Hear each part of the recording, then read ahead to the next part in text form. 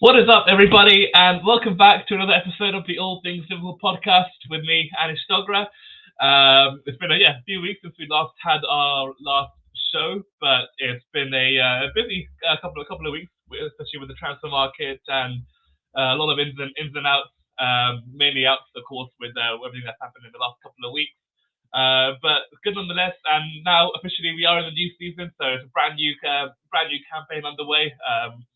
Or in fact, I think every club came back to preseason training over the last couple of days. We came back today, and there's a lot of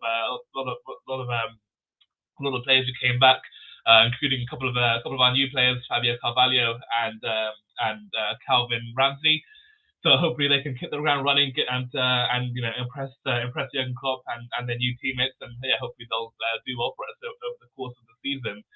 And it's nice that I think the football is back now, because after the Champions League and the Premier League finale 5-6 weeks ago, I think at the time it was good to have a break, and it's good to have a little stop from football. But now we've gone past it; it's over. We'll go again this season, and we'll try to try to go one better this time around.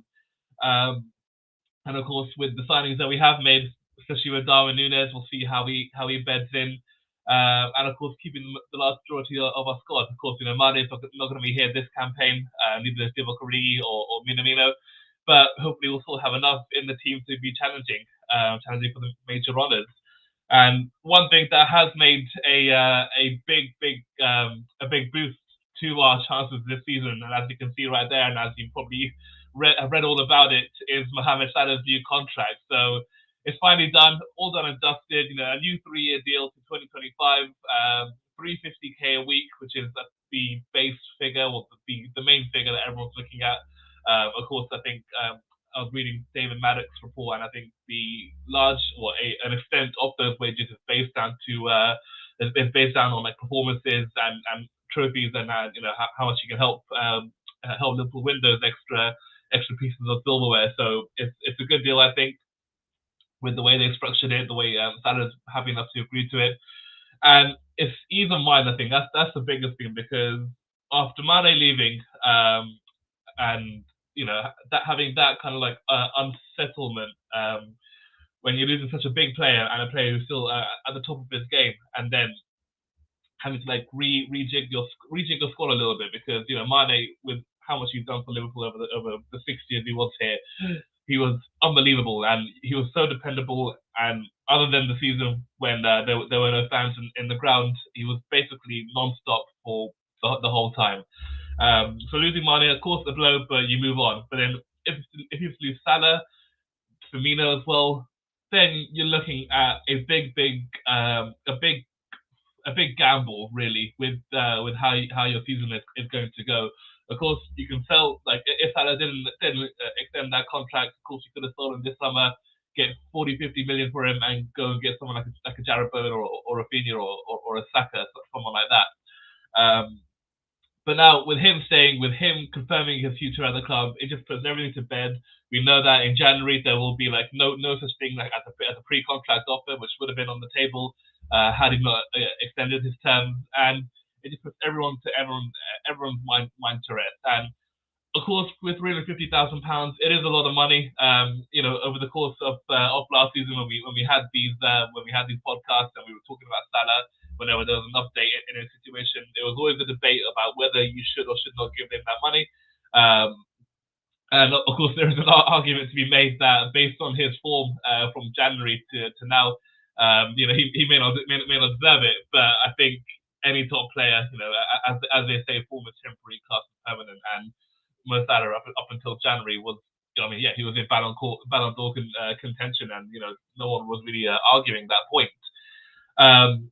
So for him to be given 350 a week, I still think is the right decision. I think it was the right move from the club to keep him, to keep him for a few more years. And I think there's been a lot of examples where people compared him to like the Aubameyang situation, the Ozil situation, and the Ronaldo situation. And the sense with Aubameyang and Ozil, they really fell off once they got that new contract. They maybe rested on their laurels, and fair enough, they could, because they secured that new contract, and they secured a lot of money and their future.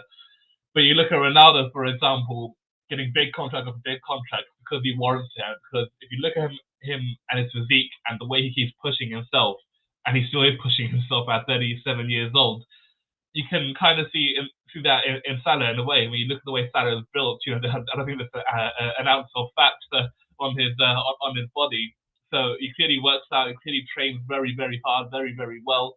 And I think he still will be at the top of his game. And of course, we hope so. But when you give a player that much money, you hope that they do repay it and they carry on performing as they have done. But I think with Salah, I think himself, he will want to keep proving himself. I think he's that driven to to break more records. He always says, I want to score goals, I want to score goals, I want to score more. And the way he is and his record for Liverpool, I think he's like 7th or 8th in the all-time list, even though he's only been at Liverpool for 4 or 5 years. It's quite remarkable. And I think the number that he's on, he could easily surpass Steven Gerrard this season. I think Gerrard's on 186 and Salah's on like 165. So you can envisage Salah getting those goals this season and breaking and surpassing Gerrard and going into that 4th spot in the all-time list. And that's what it is. It's motivation for him, motivation to keep going, to keep trying, to keep breaking more records, score more goals, and hopefully win us more trophies. So with Salah, to get him on the new deal, good news for us. Settled news. It's able, and now we're able to just focus on the football and hopefully deliver more trophies and more success. But as for the rest of the Liverpool squad, and as you see down there, I think that's going to be the main topic of this podcast, is the ins and outs situation. So with the club and the way things are right now, it seems as if the transfer business coming in is done and dusted. And if that is the case, then I think that's fine. I think we've done good business. We've got in a new forward and a different type of forward, one who could really propel us to another level. We've got back up for Trent. Of course, there was Nico Williams, but I think he probably wants more first team football. And I think we're happy for him to go. So Calvin Ramsey, good. Hopefully, will be a good option to come in when Trent can be rested or is injured. And of course Fabio Carvalho, who looks like a very, very exciting young talent, and one that will be a great player for us. Hopefully this season, but definitely in the next 2, 3, 4, 5 years. So with the 3 ins, that of course it's good for us and it refreshes the squad. But in terms of outs, so of course we got all the academy players who will either be playing in the under 23 teams or of course be going out on loan. But if you're looking at the case for some of them, you might be questioning whether it's worth them staying or worth them going out and playing in the Championship or in League One or League Two. So here I'm just looking at my screen. I think a great example is Kate Gordon. Kate Gordon last season, he came onto the scene during pre-season last summer, did very well, showed some great glimpses, and in the cups as well this season, early on in the early rounds in the Carabao Cup, I think he played against Norwich. I think he also played against Shrewsbury Town. In fact, he did, and he scored his first Liverpool goal in that game. So for a case like him, whether it's worth him staying or not, to stay, and obviously in the position he plays as a right winger, he'll be learning off the very best in Mo Salah. It's as simple as that. And Gordon also left-footed as well. So Salah, you can already tell he's gonna try to pick up as much as he can what Salah does in terms of cutting in terms of using quick feet and making quick decisions, things like that. Of course, he won't get much Premier League time. It's as simple as that. Whether he'll even make an appearance, he might make the odd appearance here or there for a cameo spell, maybe like 5-10 minutes if we're comfortable in a game. I think he probably did that on occasions last season. Or whether it's him worth going down to League One or the Championship and him getting 30, 40 games a season where he'll be playing week in, week out. And of course, with the Championship, if he were to go to a club that would be fighting for promotion next season, someone like a Norwich City, or whoever went down, Watford, a club like that, and for him to be playing week in, week out, to be playing pressure football where a club like that wants to get up straight away. Of course, in Norwich and Watford, they are yo-yo clubs. They probably will come back up. But of course, they need players, they need good players, and whether Gordon going to a club like that might seem a good move, it remains to be seen. For me, I personally believe that with these young players and with with these guys who are coming through the academy, I honestly believe it's worth staying at the club because you're learning off, well, the best, in my opinion, the best manager in the world. It's as simple as that. And the great thing about what Liverpool have done now with their new training ground with Kirkby compared to Melwood is that the whole Liverpool squad, all Liverpool squads are at that ground. So the under 23s trained there, under 18s, 19s, all of them played there. But at Melwood, the youth teams used to have to train elsewhere. So obviously they weren't learning or weren't picking up things from the senior players.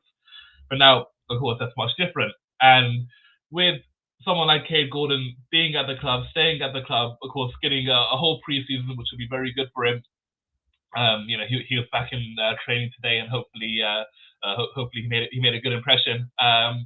Whether for him to stay, I think it'll be a right decision. I think he'll be learning of Klopp, of Pep Linders, of Peter Kravitz, all the assistants there, all the coaches, and of course picking up things from the senior players like Mane, Jota, Diaz, and learning so much. For me, it'll be the right decision for him to stay there, to carry on developing, and then maybe in January, maybe for like a 6-month spell, he can go out on loan and get some football into him and see what he maybe learned in that time from now until January, being in and around the Liverpool team. So for someone like him, Cade Gordon, I think would be a wise decision to keep him around. Other players, Tyler Morton, who made a few appearances last season, I think he played against Tottenham, if correct me if I'm wrong, in the 2-2 draw back in December.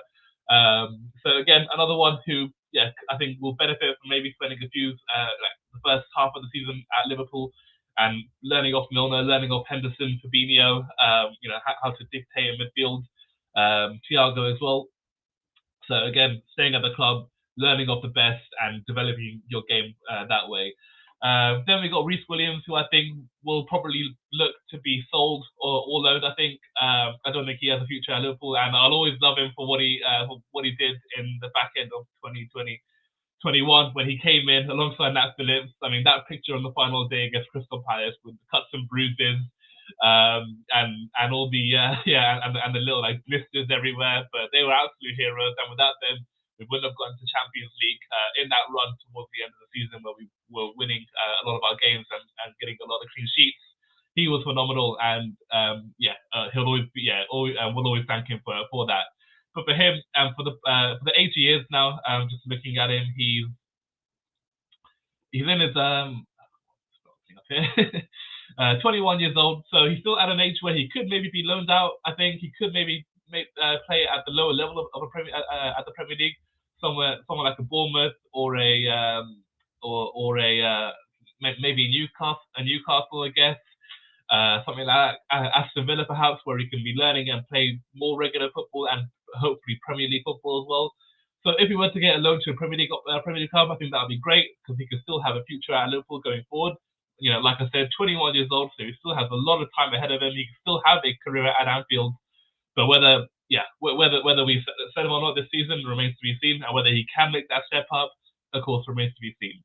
Then we've got Ben Davies, who the poor guy. I mean, he came in in January 2021 just to give us some extra centre backs. Didn't make a single appearance in that run, not even in the FA Cup games. And last season I think he went out on a Preston, played for them, and I think he played one game in pre-season last summer. So he'll be sold, and I think it'll be wise to everyone. And then we go into more of the senior players. So Curtis Jones, I think that's probably an interesting one to talk about. Now I think he's at an age where it's make or break for him, really. He's how old is he? I think he's 22 years old, 21 in fact. Oh, wow, he's 21. That's a bit of a surprise. He's still only 21 years old. So at an age now where he can really, really kick on, and really be the player we all think he can be, and potentially develop into maybe an next Steven Gerrard, because I think that's where the similarities kind of lie, where you see Gerrard as that young player. Of course, for the older Liverpool fans, they'll always remember that goal against Manchester United in 2001, where he picked the ball in midfield, drove forward, and smashed it into the top left. Now we've seen Curtis Jones do that on occasion last season when he won the picked up the ball in deep midfield, drove forward, took on players, went past players, and it was really very really good. Now he has to show that consistency. I think at this stage now he's been around the Liverpool squad now. He's been a first team player for about 2.5 seasons. 1920 was his breakthrough year. He made a few, I think like 5 or 6 Premier League appearances that year. Then 2021, I think he played maybe about 15, 20, and then last season even more. So with his third full season now in that Liverpool squad, I think he has to try and make that step up and really show that, okay, I can have a career at Anfield. I can be, another scouser in the team, and following along that line, Jamie Carragher, Trent Alexander-Arnold, Steven Gerrard, and all of them. So for him, I think he'll want to keep showing it. He'll want to try his best, and also, I think it would be worth for him to stay around, particularly as well with our midfield options. Of course, we do have a lot, but on the other flip side, they are very injury prone, as we all know, and they can often be out for 2 or 3 games, or even longer. So for me, Curtis Jones definitely should stay. Would be a good option this season, and hopefully he can kick on, because with the third season now, it's a make or break year for him, I feel. And going forward, even for aspirations for England, he'll want to be involved in that senior setup.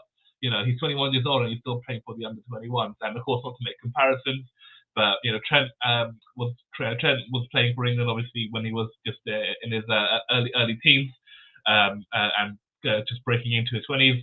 Jude Bellingham, of course, already part of the England setup. I mean, the guy. Jude Bellingham, in fact, just to make a quick separate point, England under 19s, congratulations to them, won the Euros a couple of days ago. Jude Bellingham is the same age, he's not even in that squad, so it just shows how special of a player he is, and he's going to be. So for Curtis Jones, he really has to make that step up this season. Hopefully he can do it, and hopefully we'll see even more of him this season. And then Joe Gomez, again, another one, definitely should stay. Really good centre back, I feel. He's at an age now where I think he's 25 years old now. 25 years old, just turned 25 in fact a few months ago.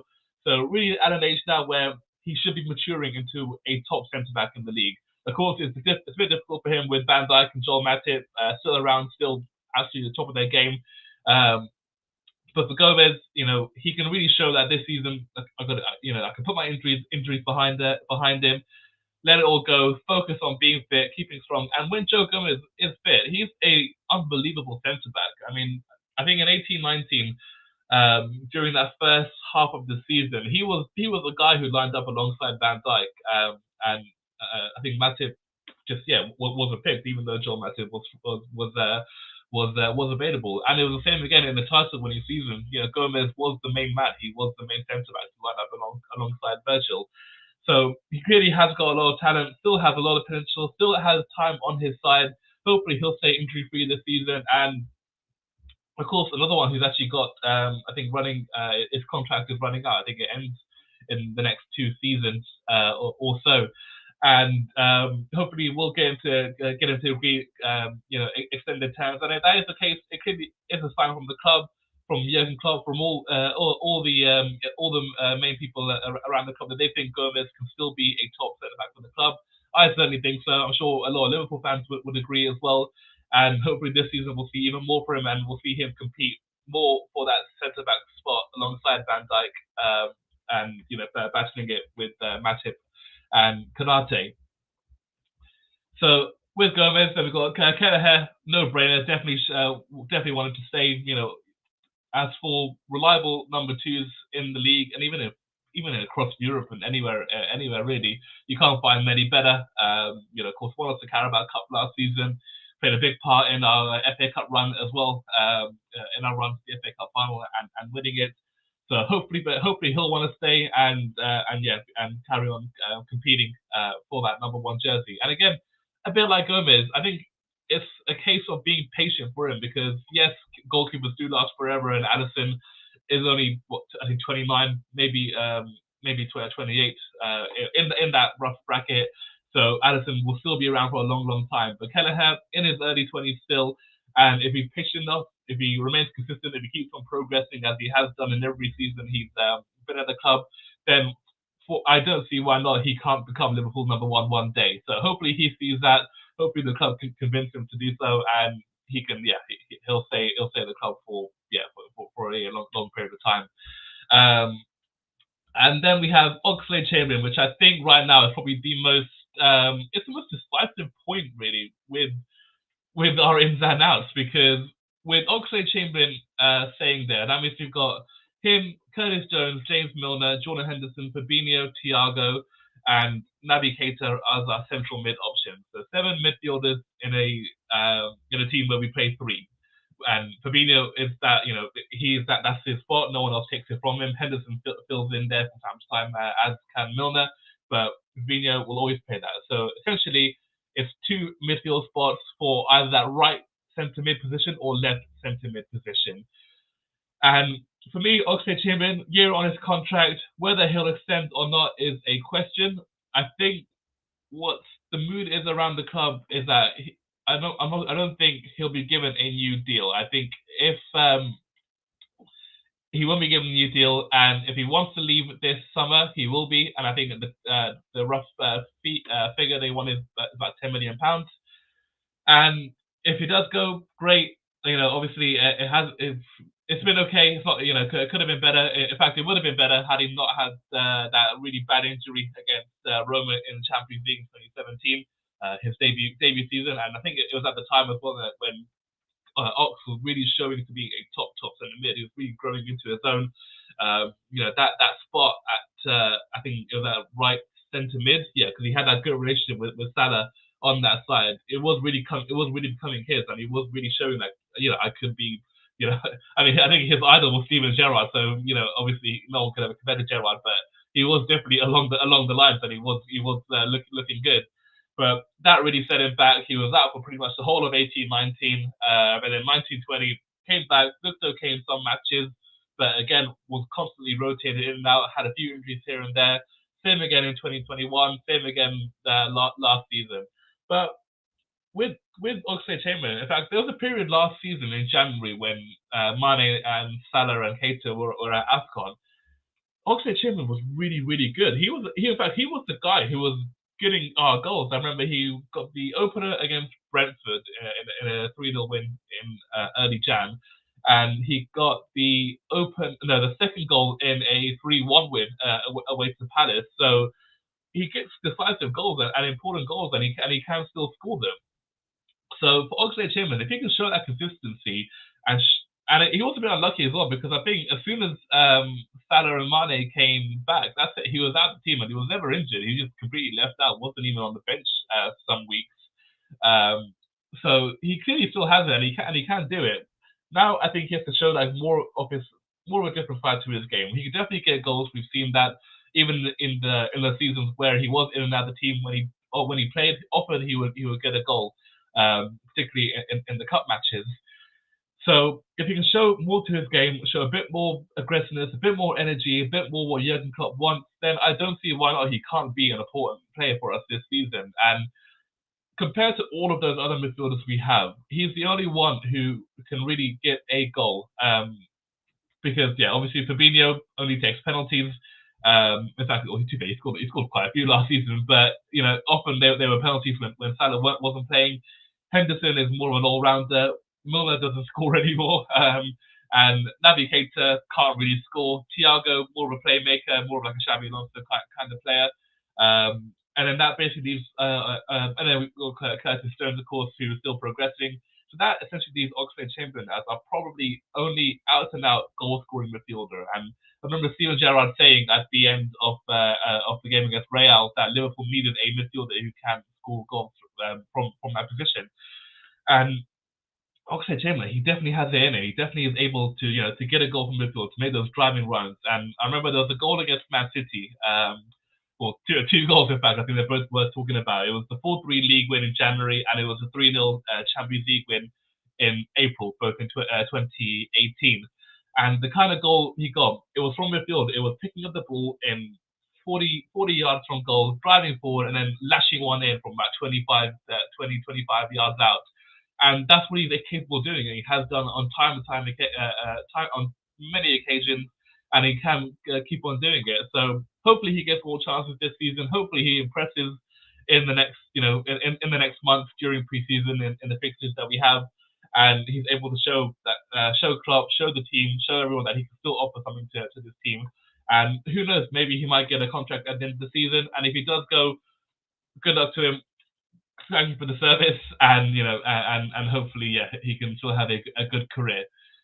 So after Oxlade-Chamberlain, Joel Matip, no question there, definitely be at the club. Milner, delighted that he extended that contract. Of course, a very, very important player, mainly now off the pitch. Of course, given his age, what is he, 37 years old now, I think. 36, will turn 37 this season. I mean, he's incredible. I mean, for a guy to still be that reliable, 7 out of 10 pretty much every week. Of course, with the intensity of Premier League games, and when he's up against certain opponents, he obviously can get shown out. But in those games where you need patience, where you need control, where you need someone to dictate the tempo of a match, he is one of those players that you would want in that squad, in that team, even on the bench. And even last season, he was almost never injured. In fact, I don't think he was injured last season, which says everything about the player he is. But he was always on the bench and always ready to be an option. So great that he's here for another year. And then whether we'll have this conversation again sometime towards the end of next year, towards the end of next season, sorry. And whether he'll be playing. Hopefully, if he is, hopefully we'll get him onto another contract. Or if he decides to call it a day, hopefully we can get into a coaching role, because I think he's the kind of player, or not a player, a person that you just need in that club. You need him everywhere. Even in the canteen, in the gym, in the swimming pool. You just want him around you, because he just does so much for everyone around the team.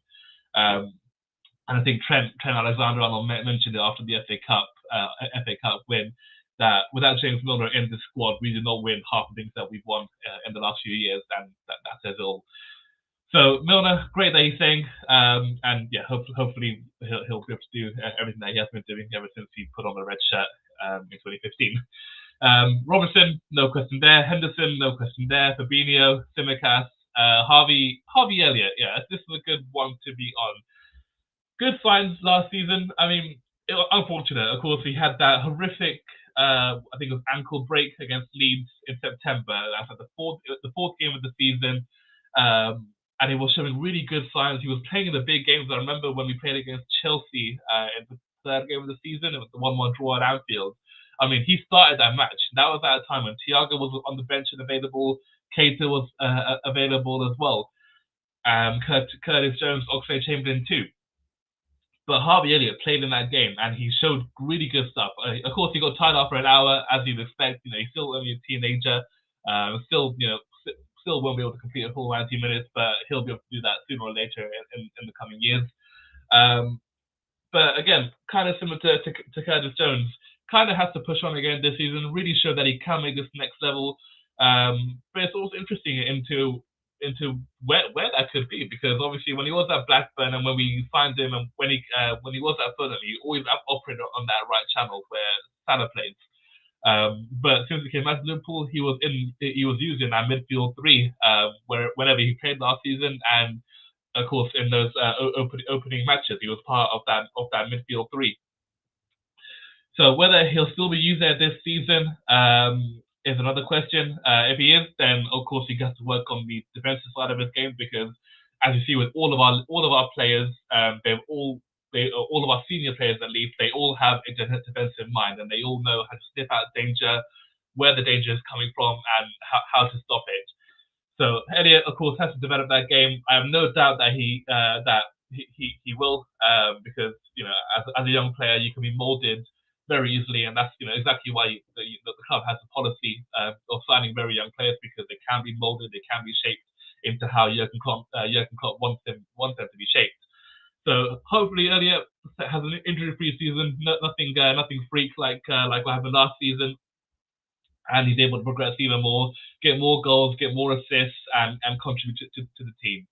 And again, for me, another one where he should stay and definitely be part of the first team this season. Canate, no question there. Jota, Alisson, Thiago, of course, we'll all be saying. Thiago, I think Thiago a little bit of an interesting one now because he signed a 4-year contract in 2020. So now he's halfway through that deal. This is his third season. So maybe a decision to make this time next year when he'll have 1 year left on his deal, whether you give him a new contract, give him another year, a year or two on top of that, and yeah, maybe let him stay, or whether he'll want to go, or whether he'll be sold.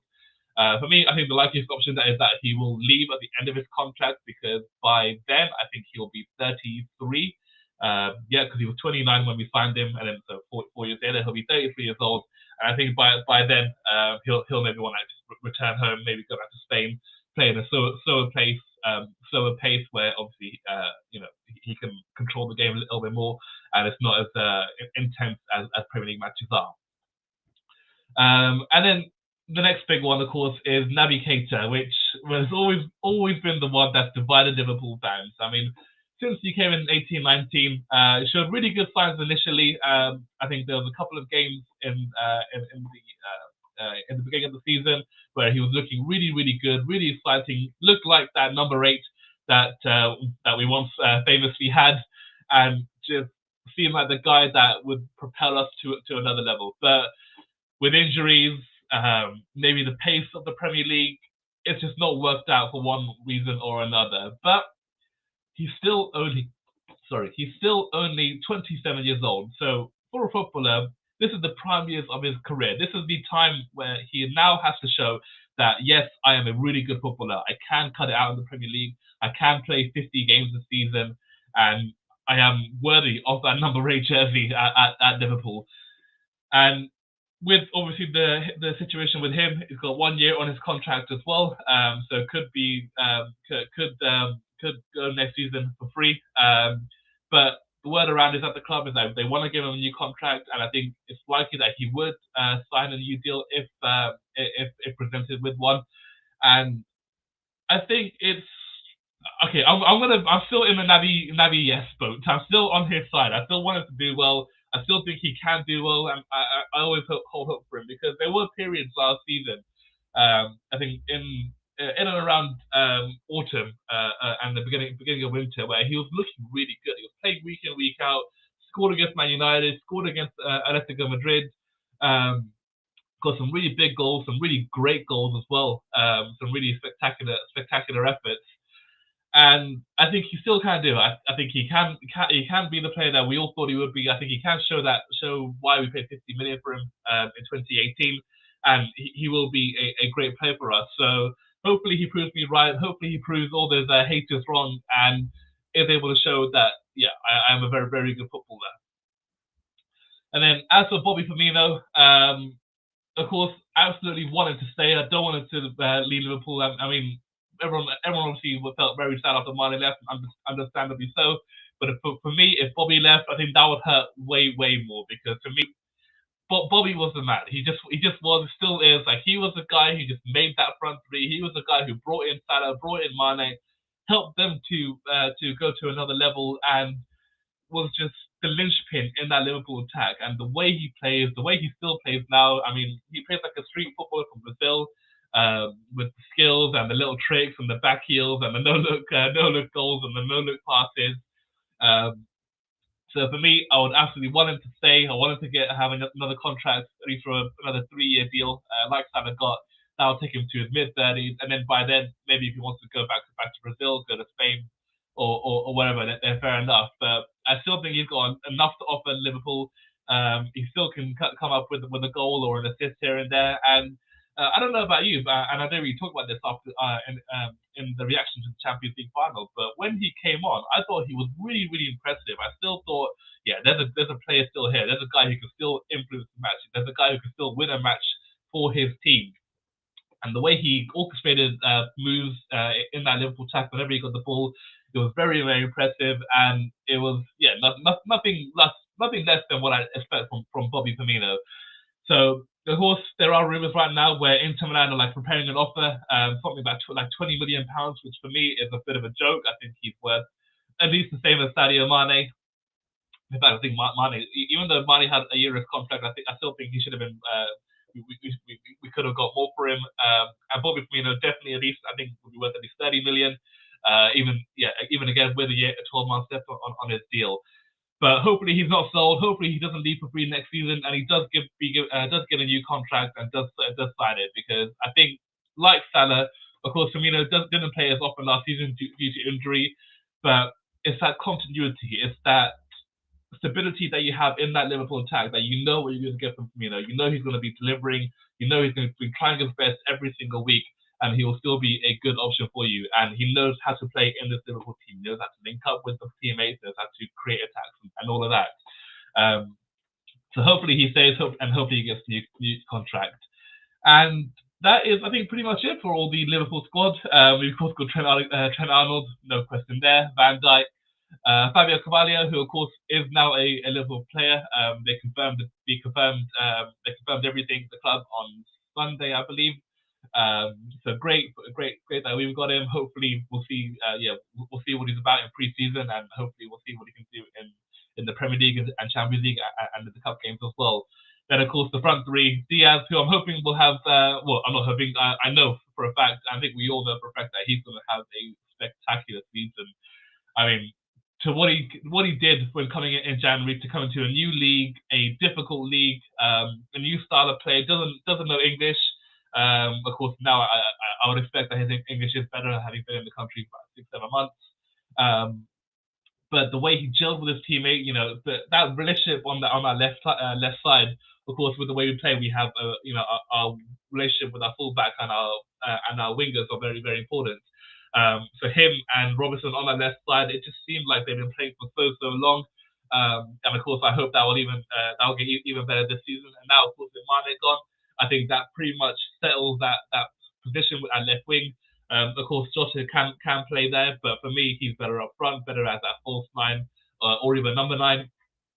And of course, you've got Darwin Núñez, who has played though in the past with Benfica, but he's coming in as a striker really. And when he's given the number 27, an iconic number, belongs to one of the great strikers at the club. It kind of seems like he is going to come in and be a striker. So Núñez for me, can play there, but is more suited for that central striker role. So that really means that is Diaz's position, and he has to be showing it consistently. He has to be putting in his performances that he had been producing in the back end of last season. But hopefully this time around he can get more goals, because he did a lot of things right last season, Diaz. But the only criticism that you can give, even if you can give him a criticism, I think if you are criticizing, if you're really nitpicking, it's just that he needs to hit the target more. He needs to score more goals. Pretty much all of the shots were always close. They always were an inch or two wide from the post or hit the post. But now he's got to be working the keeper. He's got to be finding those corners. And if he does, he'll get 20, 30 goals this season. In fact, maybe 30 as a bit of a stretch. In all comps, but definitely I think he could be hitting in the 20s, in the high teens, and getting double digits for assists as well.